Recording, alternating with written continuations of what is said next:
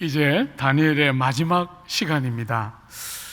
여러분, 우리가 다니엘서를 시작할 때 우리의 목표 지점은 코로나19라는 우리가 전혀 생각해보지 못했던 큰 어려움을 거치면서 왕같은 제사장으로서 우리가 이 시대를 어떤 눈을 가지고 보아야 하나, 이 여러 시련과 예상하지 못했던 이 여러 아픔들, 그리고 러시아가 우크라이나를 침공하는 이런 시대를 살아가고 있는 우리가 역사를 어떤 눈으로 보면서 어떻게 해석하기를 하나님은 원하실까?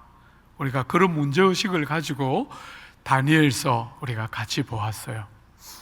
이제 오늘이면 끝인데 좀 들었습니까? 하나님께서 역사를 어떤 눈으로 보기를 원하시고, 우리가 이 땅에 일어나고 있는 이 많은 아픔과 코로나19와 같은 전염병 이런 것들을 어떤 눈으로 바라보고 어떻게 해석해서 갈 바를 알지 못하는 세상의 성도로서 왕같은 제사장으로서 이들의 아픔을 외면하지 않고 우리가 어떻게 해석하며 위로하고 격려할 수 있을까? 저는 개인적으로 다니엘서 7장을 할 때 개인적으로 조금 해석이 됐던 것 같아요. 여러분, 2장에서 느부갓네살이 큰 신상을 보지 않습니까? 거대한 신상, 금과 은과 놋과 철로 되어 있는 거대한 신상을 보고, 그것이 7장에 가면 그 거대한 제국들을 다 짐승들의 환상으로 다시 소개하지요. 짐승들처럼 아주 강력한 힘을 가지고 온 세계를 쥐락펴락하면서 패권을 형성하고 온 세상이 자기들의 뜻처럼 움직여가는 것 같이 보이는 그 짐승들이 덕실하는 그 세상 속에, 그게 첫 번째 환상이었는데, 그런 세상 속에 하늘이 열리면서 두 번째 환상이 보였죠. 여러분, 세상에 짐승들이 가득하고 그 짐승들의 뜻대로 세상이 움직여지는 것 같지만 하늘이 열리면서 두 번째 환상이 보였는데, 그게 뭐였습니까? 하나님의 보좌가 하늘에 여전히 존재하고 있었습니다.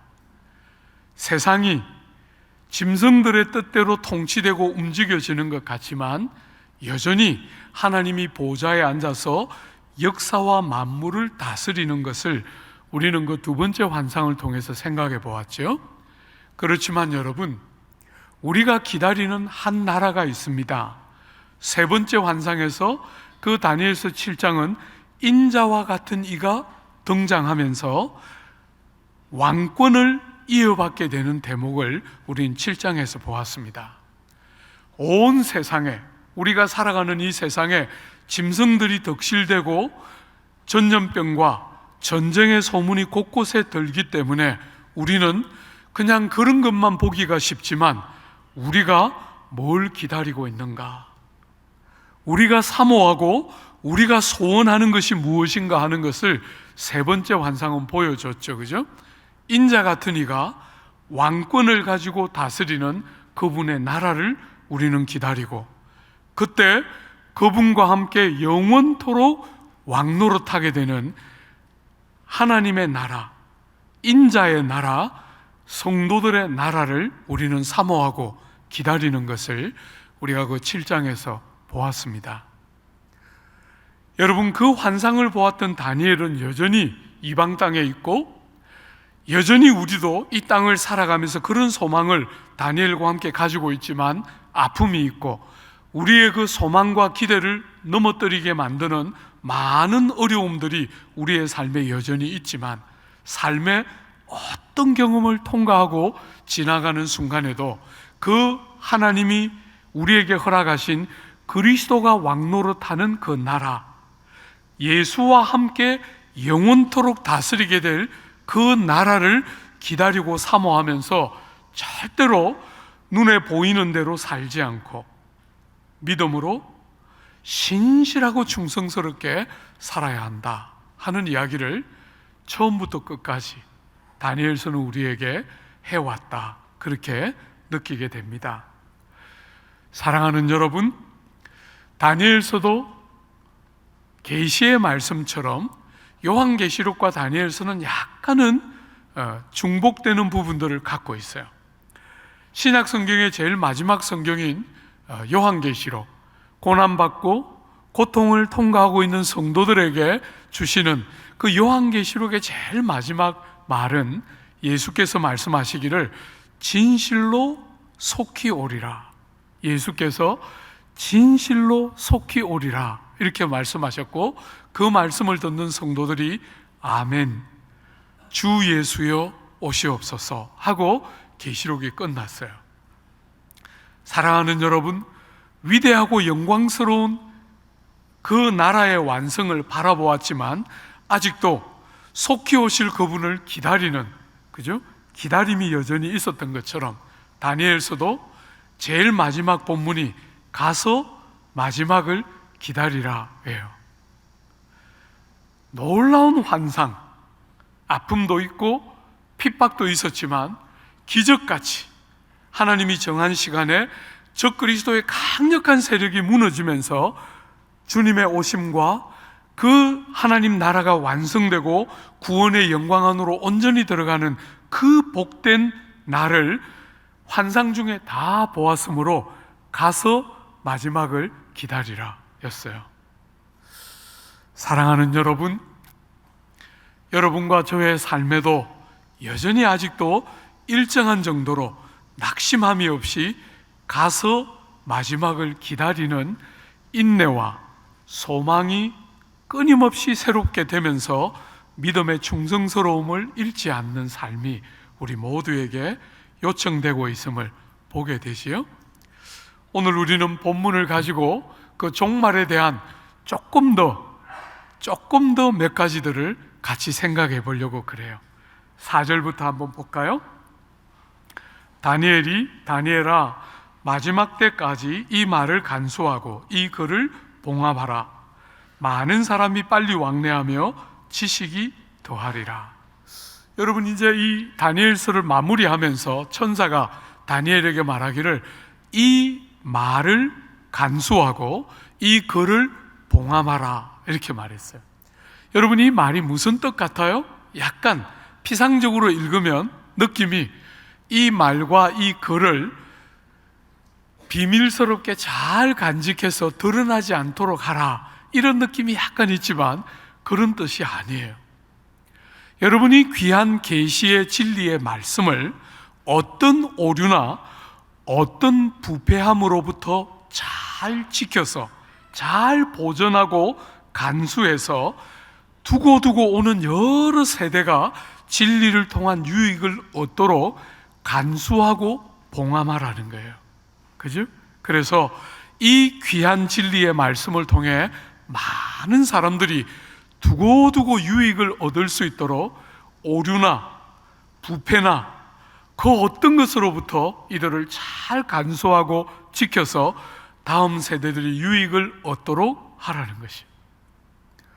주 안에 사랑하는 여러분, 우리가 사랑하고 오늘도 이렇게 함께 상고하고 있는 생명의 말씀, 성경은 이런 방식으로 우리에게 전송되어졌어요.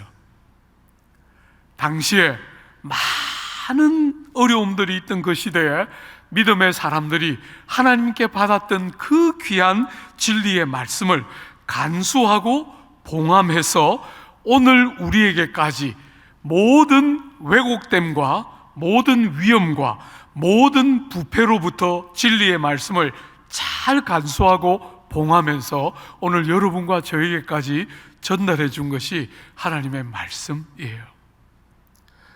얼마나 귀한 말씀인데 너무 귀하게 여기지 않는다, 이런 생각을 저는 성도들을 섬기면서 매번 하게 돼요. 너무 귀한 말씀을 우리에게 선물로 주셨는데 우리가 이것이 얼마나 귀한 줄 너무나 잘 모르면서 소홀히 대하던 것이 너무 많다.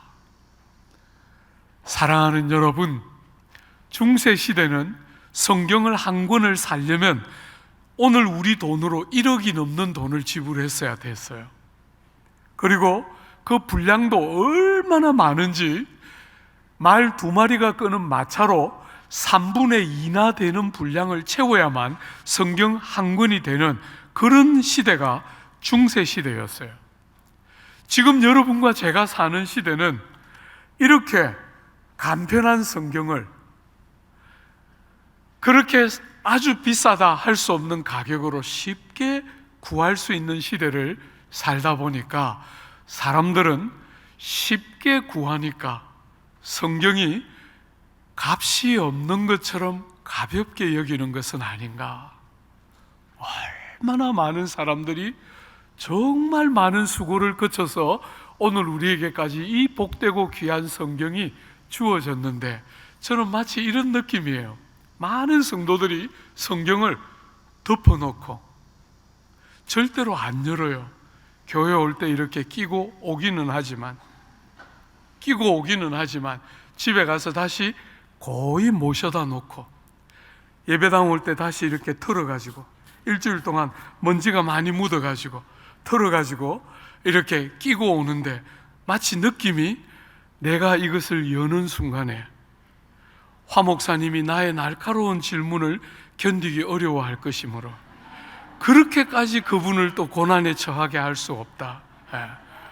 여러분, 그런 고난 원합니다. 제가 원합니다. 절대로 봐주지 마세요. 여십시오. 열어야 합니다. 얼마나 귀한 여러분과 저의 삶의 보배 같은 것인지 모릅니다.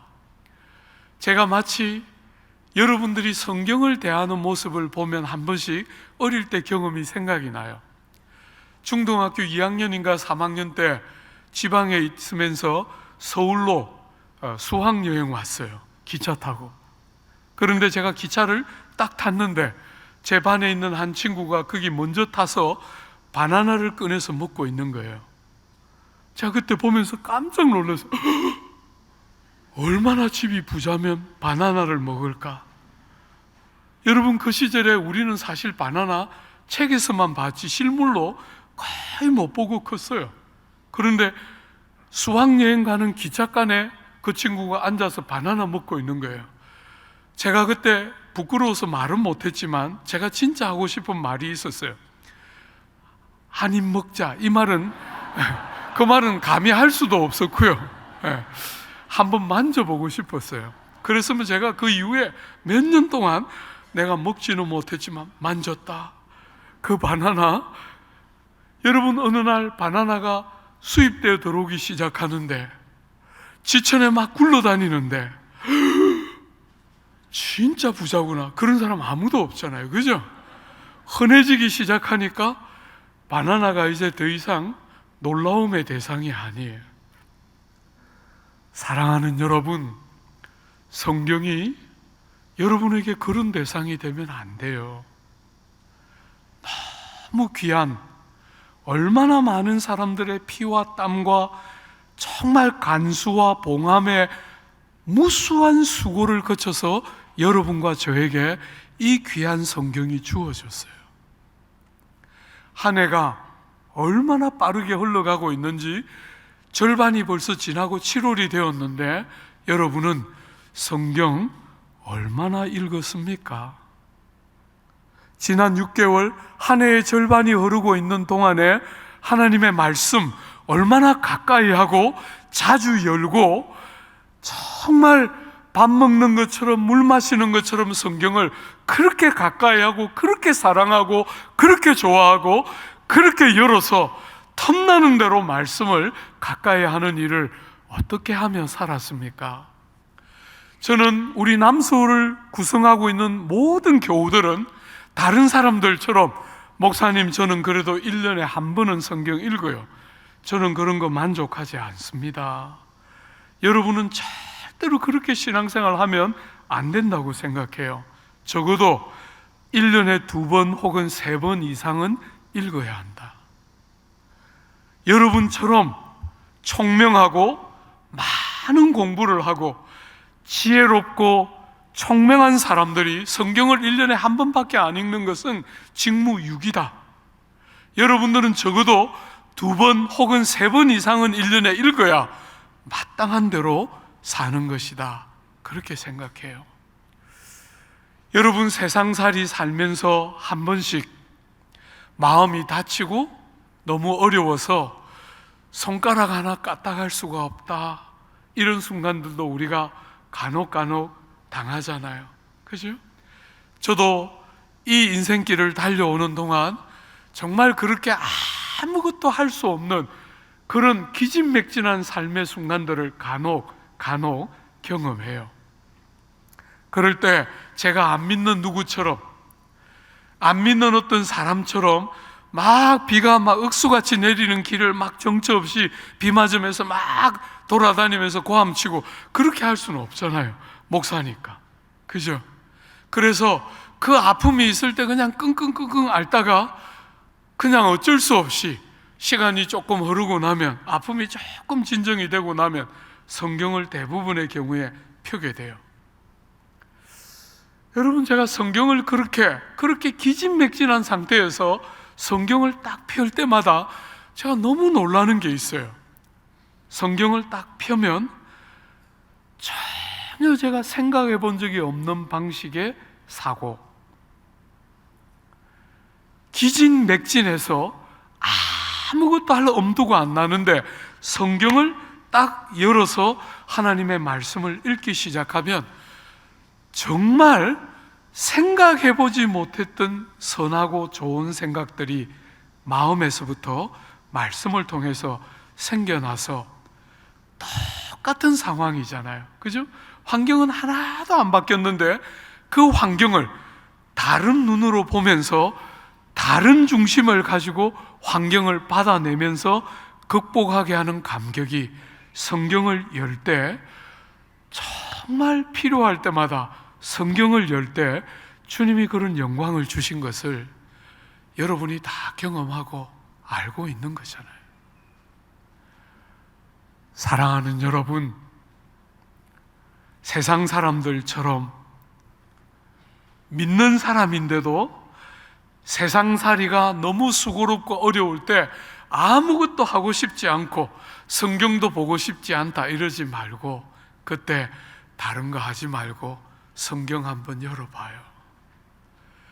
여러분이 여러분 스스로의 힘으로, 육체의 방식으로 도무지 가능하지 않은 생명의 말씀이 우리의 삶에 딱 올 때 열리는 다른 세계,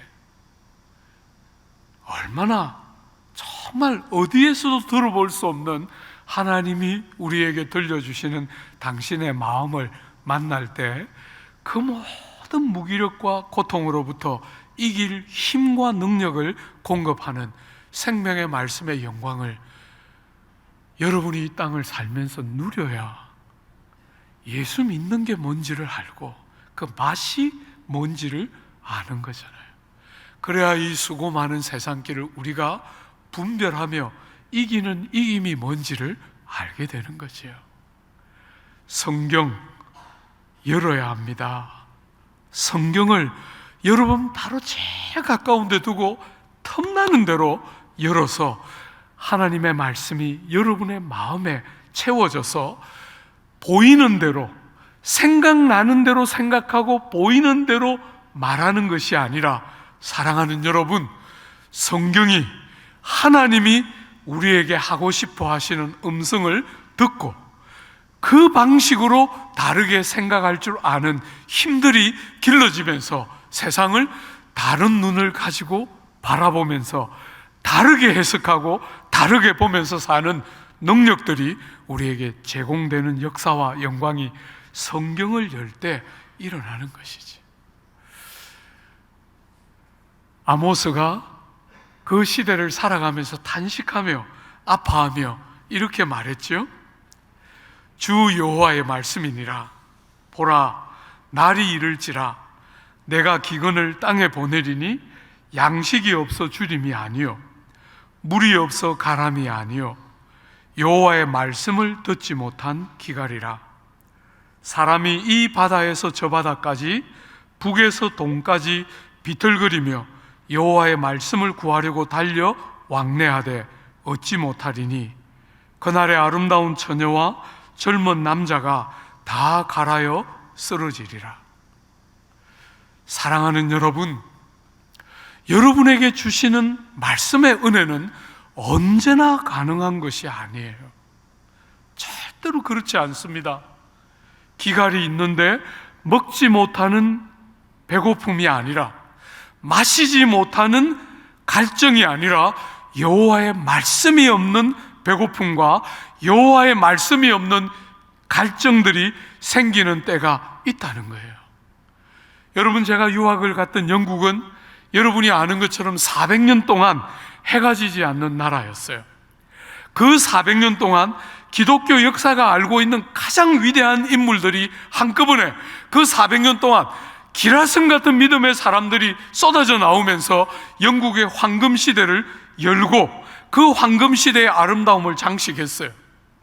제가 유학을 갔을 때는 그런 영광은 대부분 거두어진 때 저는 봤어요.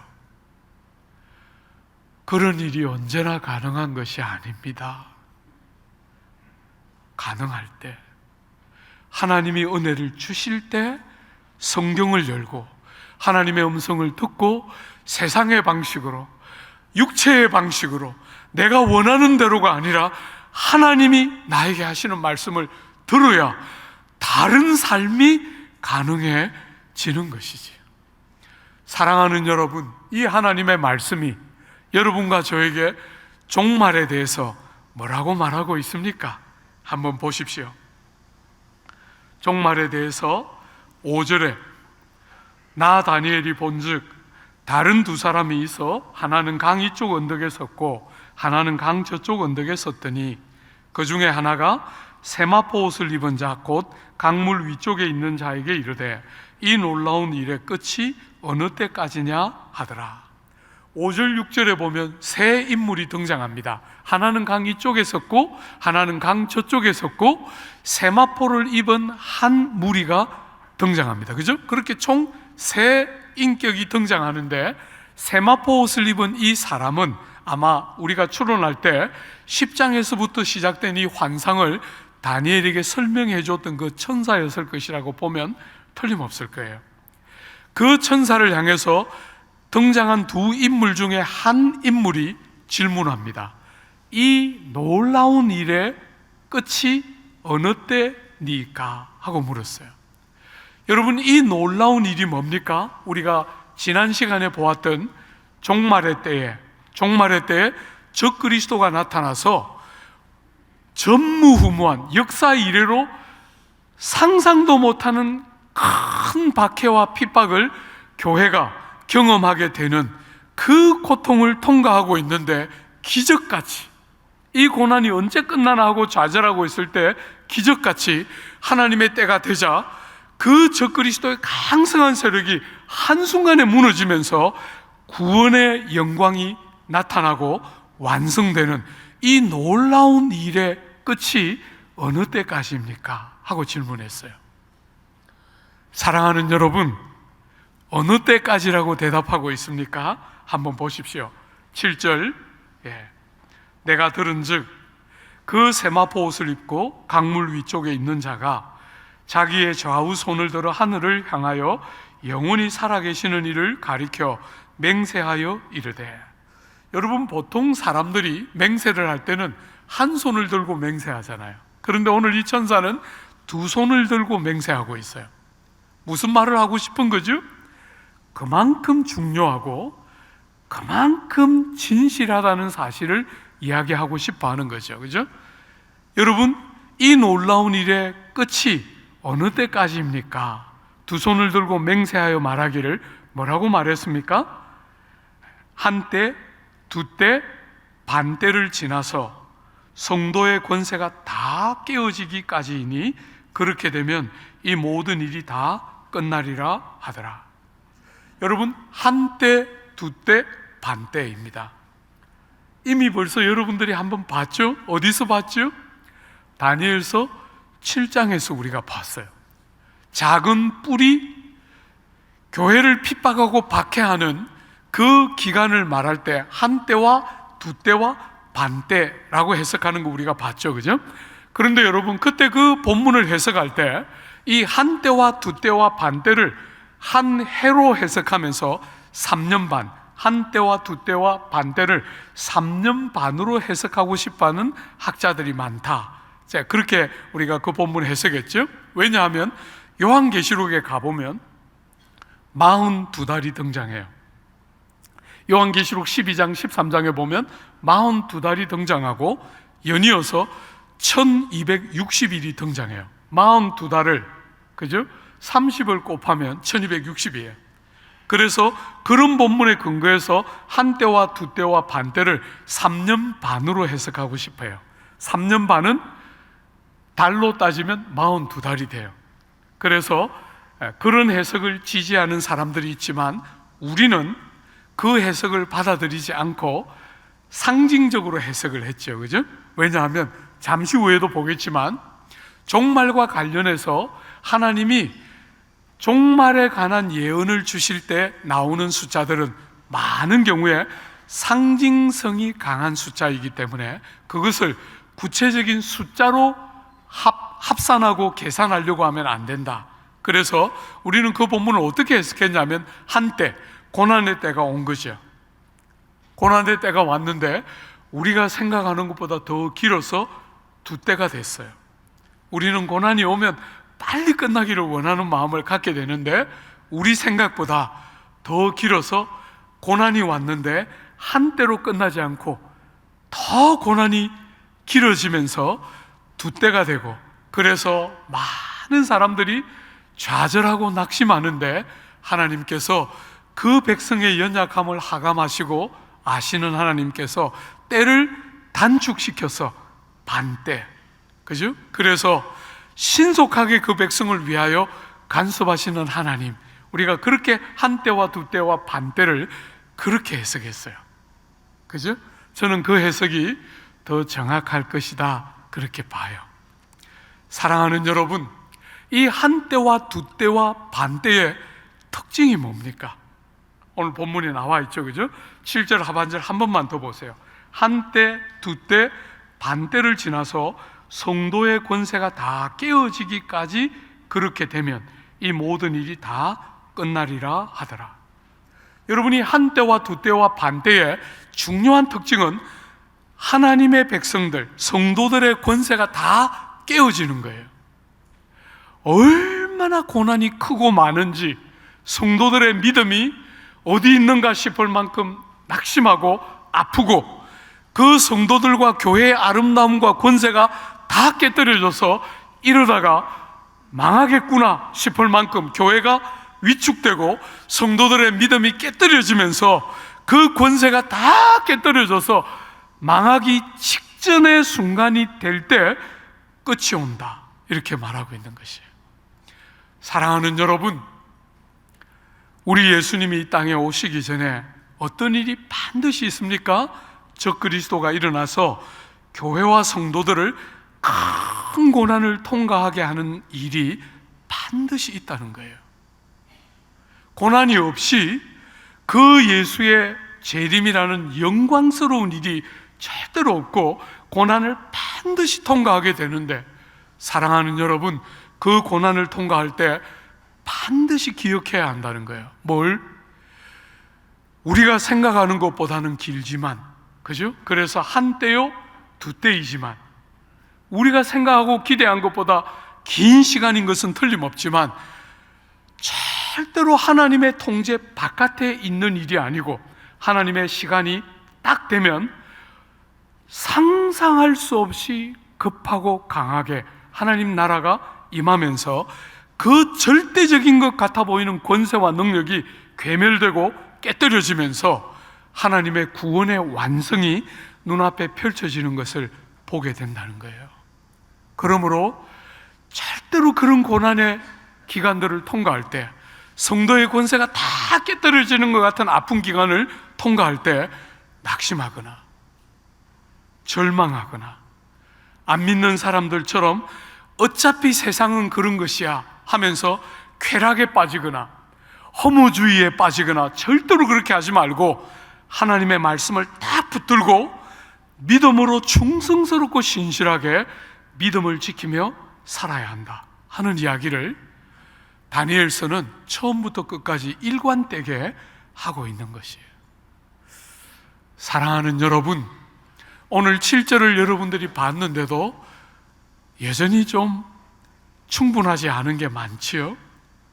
그래서 여러분이 거의 다니엘 수준이에요.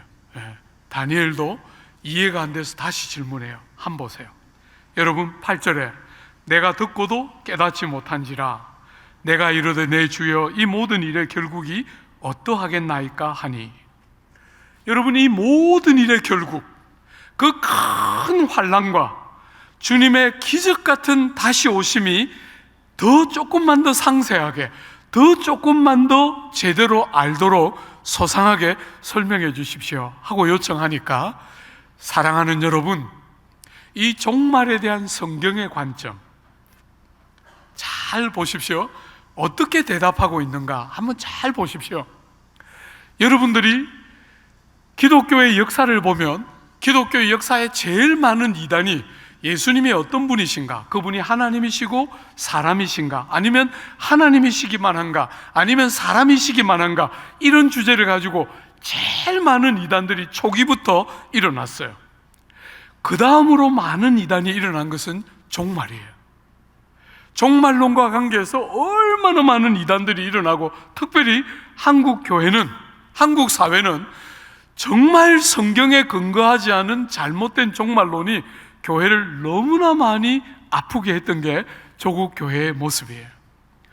여러분이 종말에 대해서 성경은 어떻게 다루고 있는가?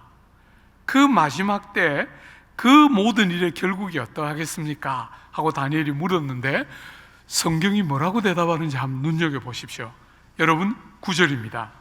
그가 이르되 다니엘아 갈지어다 이 말은 마지막 때까지 간수하고 봉함할 것이니라.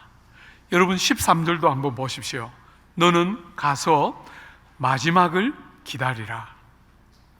사랑하는 여러분, 다니엘이 시원하게 이해되도록 소상하게 설명을 안 해주고 뭐라고 말합니까? 이제 가라.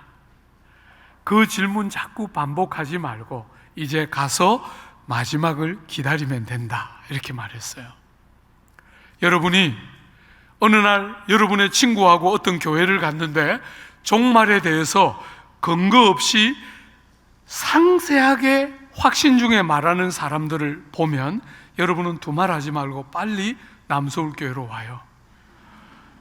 여러분 성경은 종말을 이렇게 다루고 있어요. 종말에 대해서 분명하게 가르치고, 종말 전에 고난이 있는 것을 분명하게 가르치고, 종말의 징조를 우리에게 틀림없이 몇 가지로 보여주고 있지만 종말에 대해서 상세하게 말하고 있지 않다는 것을 주목해서 보아야 해요. 종말 하면서 그거 계속해서 반복해서 질문하지 말고 이제는 가서 믿음으로 어떤 시련과 고난을 통과할지라도 두려워하거나 혹은 허무주의에 빠져서 낙심하고 자포자기하면서 쾌락을 추구하는 어리석은 일을 절대로 하지 말고 믿음으로 딱 서서 이 고난을 지나면 주님이 오시는 것 아는 사람들처럼 고난 중에 믿음을 버리거나 낙심하거나 절대로 하지 말고 믿음에 딱 서서 신실하고 충성스럽게 살아야 한다 하는 이야기를 성경은 여러분과 저에게 하고 있는 거예요.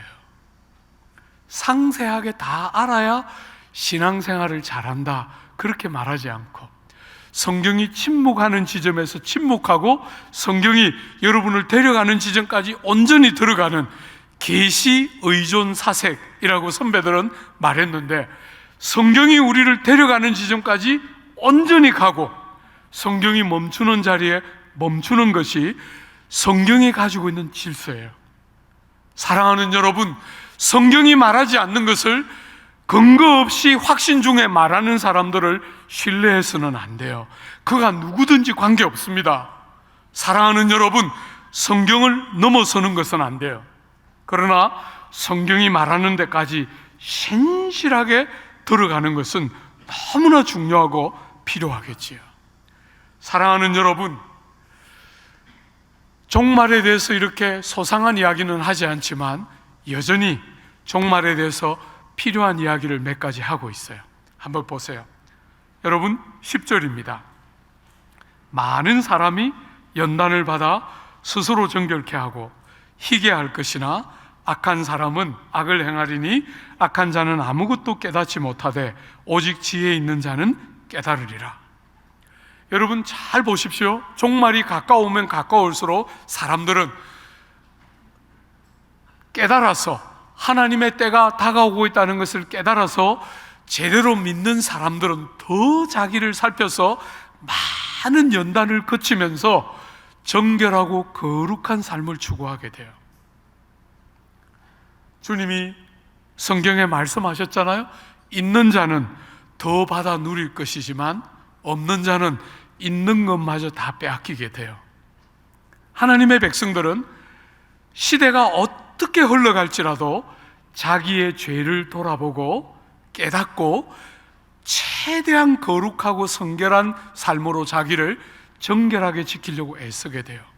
그런데 악한 자들은 놀라울 만큼 자기의 악을 돌이키지 않아요.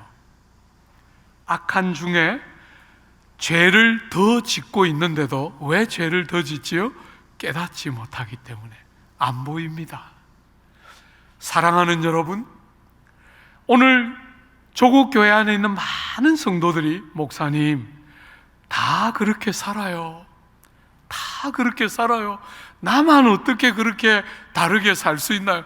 많은 사람들이 그렇게 말하지만 사랑하는 여러분, 우리의 기준은 다른 사람이 아닙니다. 다른 사람이 우리의 삶의 기준이 아닙니다. 그들이 어떻게 사는가, 그게 우리의 기준이 아닙니다.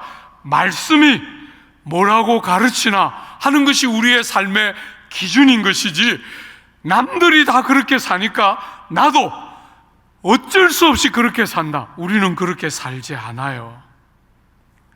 하나님의 백성들은 더 거룩하고 더 정결하고 더 자기의 죄를 돌이키지만 악한 자들은 그 악함을 돌이키려고 하지 않으므로, 여러분이 남들이 다 그렇게 합니다, 그건 전혀 우리의 삶의 기준이 될 수 없어요. 그죠? 이게 종말에 일어나는 중요한 한 삶의 모습이에요. 또 하나, 본문에 너무 재밌게도 숫자가 또 등장해요. 한번 보세요. 11절에 매일 드리는 제사를 폐하며 멸망하게 할 가증한 것을 세울 때부터. 여러분, 이게 적그리스도가 등장할 때 일어나는 현상이었죠. 그죠? 제사를 폐하고 멸망에 가증한 것을 거룩한 곳에 세웠어요. 적그리스도가 등장할 때부터 1290일을 지낼 것이요. 1290이 등장했습니다. 그죠? 그리고 12절에 보면 기다려서 1335일까지 이르는 그 사람은 복이 있으리라. 여러분, 또 다른 숫자가 등장했어요. 1290일. 그죠? 또 12절에는 1335일 등장했어요. 여러분, 이전에 등장한 숫자 혹시 기억하십니까? 우리가 다니엘서 8장에 어떤 숫자가 등장했죠? 여러분이 기억하면 사실은 너무 제가 섭섭하겠죠? 네. 여러분이 몰라야 자꾸 듣고 금방 잊어야 제가 또 하면 여러분이 또 은혜 받고 이러죠. 그죠? 용서해 드리겠습니다. 그렇지만 혹시 기억나는 분 계십니까? 8장에 보면 2300주야가 나왔어요. 숫자가, 그죠? 2300주야가 나왔고, 오늘 본문에 1290일이 나오고 1335일이 나왔어요. 거기다가 요한계시록에도 숫자가 등장하는데 아까 말씀드린 것처럼 42달과 1260일이 등장해요. 여러분, 재밌게도 종말에 대한 이야기를 하고 있는 이 숫자들이 다 달라요. 그죠? 다 달라요. 저는 하나님께서 의도적으로 다른 숫자를 쓰셨을 거라고 생각해요. 왜요? 비슷한 숫자를 쓰거나 같은 숫자를 쓰면 사람들이 틀림없이 숫자를 의미를 부여하면서 정확한 숫자를 계산하고 싶어 했을 거예요. 하나님의 의중이 그런 거였으면 숫자를 비슷하거나 같은 숫자를 썼을 거예요. 근데 이렇게 다른 숫자를 쓴 것은 그 숫자를 알아맞히는 게 핵심이 아니라는 이야기를 하고 싶어 하는 것이에요. 뭐가 핵심일까요? 여러분, 우리가 한때와 두때와 반때를 해석했던 것처럼 주님이 이 땅에 오시기 전에 큰 고난을 우리는 통과하게 되는데 우리의 생각보다 긴 시간이에요. 우리의 기대와 우리가 생각하는 것보다 긴 시간의 고난을 통과하게 되는데, 여러분, 그 고난이 아무리 길어도 하나님의 시간까지임을 기억해야 해요. 그죠?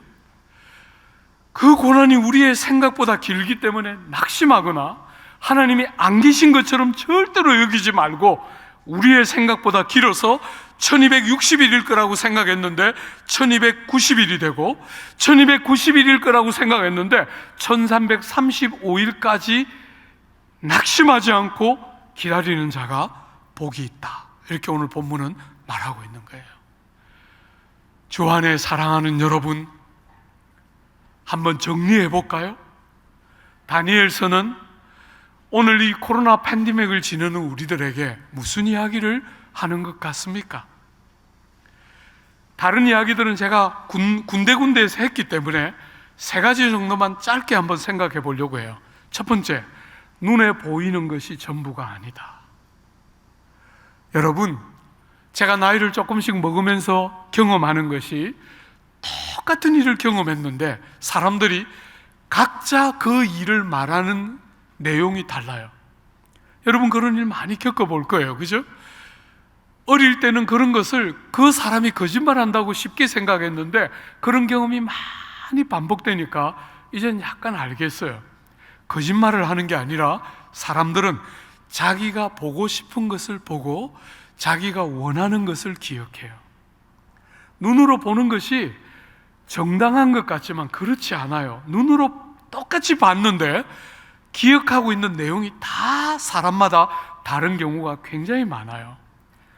사랑하는 여러분, 여러분 눈에 보이는 것이 전부가 아닙니다.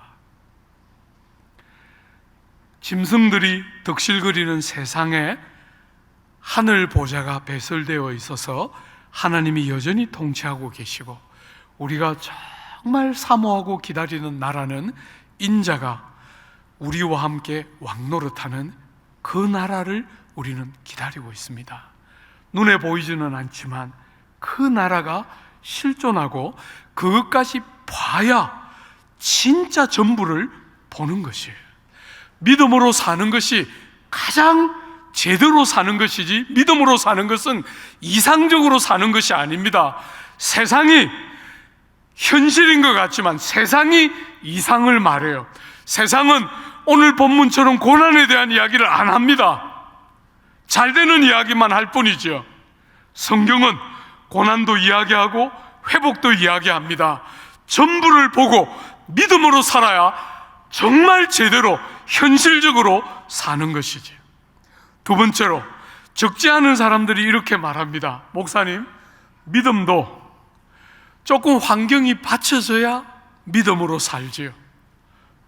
너무 어려우니까 믿음 그냥 어디 있는지 다 없어졌어요. 이런 이야기 쉽게 사람들이 합니다. 놀랍게도 그것은 세상의 일반적인 믿음이라면 그런 것이 맞지만 기독교 진리는 그렇지가 않습니다.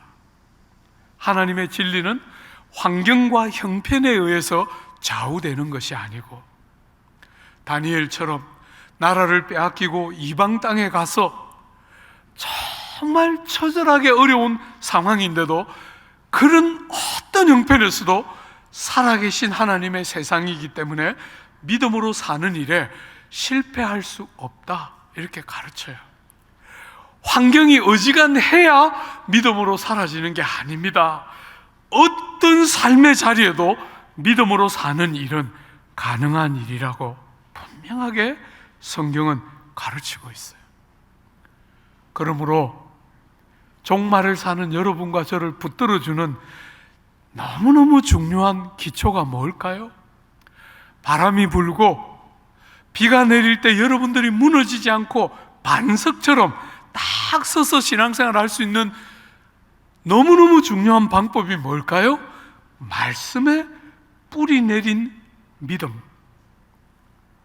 자기의 상태가 아니고, 내가 상태가 좋을 때는 온갖 걸 다 할 수 있는 것 같지만 삶이 어렵고 이런저런 시련이 오면 아무것도 못할 것 같은 그런 자기에게 뿌리 내린 믿음이 아니고, 하나님의 생명의 말씀에 깊이 뿌리를 내린 믿음은 주 안에 사랑하는 여러분, 이 어려운 시대를 살아가는 여러분과 저를 향한 하나님의 가장 귀한 선물 중에 하나이고, 여러분 모두가 이렇게 어려운 시기들을 살아내지만 믿음의 눈으로 역사를 해석하고 충성스럽고 신실하게 하나님을 향한 신뢰를 절대로 내려놓지 않는 충성스러운 믿음의 삶 모두가 살아내는 귀한 복 있기를 기대하고 축복합니다.